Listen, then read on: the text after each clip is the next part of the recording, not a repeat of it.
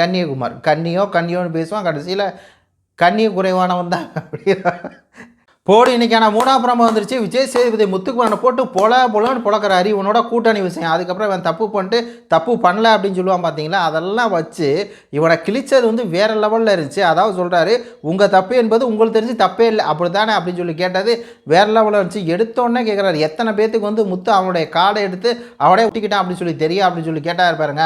அப்படியே முத்துக்குமரோட முகரக்கட்டை வந்து அப்படியே சுருங்கி போச்சு. கோல்டு என்று சொன்னதுக்கப்புறம் வந்து பிடிச்சி இழுத்து எடுத்தனால எனக்கு வந்து தப்பாக தெரிஞ்சு சார் அப்படின்னு சொல்லி கேட்டால் பாருங்கள்.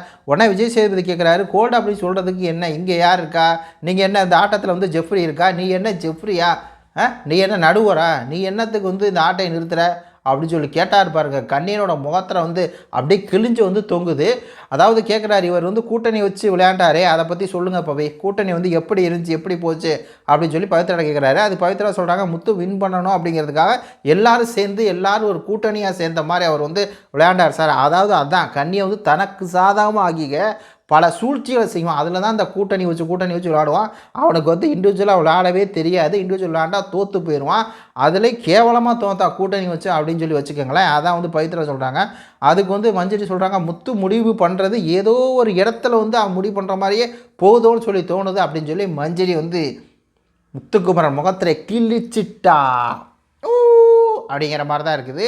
அதுக்கப்புறம் வந்து இவன் சொல்கிறான் கோல்டு என்று கோல்டு சொன்னதுக்கப்புறமும் பவித்ரா வந்து அதை பிடிச்சி இழுத்தது எனக்கு தப்பாக தெரிஞ்சிச்சு அப்படின்னா நீங்கள் என்ன ரெஃப்ரியை நடுவரை கிடையாதுல்ல, பிக் பாஸ் சொன்னால் தான் கேட்பீங்களா தப்புன்னு, ஏன் மற்றவங்க சொன்னால் கேட்க மாட்டிங்களா, உங்கள் தப்பு உங்களுக்கு தப்பு இல்லை மற்றவங்க தப்பு தான் தப்பு அப்படின்னு சொல்லி கன்னியகுமாரனும் வாஷ் அவுட் பண்ணி விட்டார்.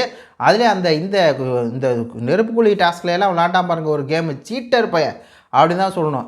4 பெண்கள் இருக்காங்க, ஒரே ஒரு பையன், அவனை தூக்கிட்டாங்க. 4 பெண்களை எதிர்த்து 5 எரும மாடுகள் விளையாடுது. அதில் வந்து இவர் தான் அந்த கூட்டணி போடுறாரு கன்னியகுமார். கன்னியோன்னு பேசுவான், கடைசியில் கன்னிய குறைவானவன் தான் அப்படி. நன்றி, வணக்கம்.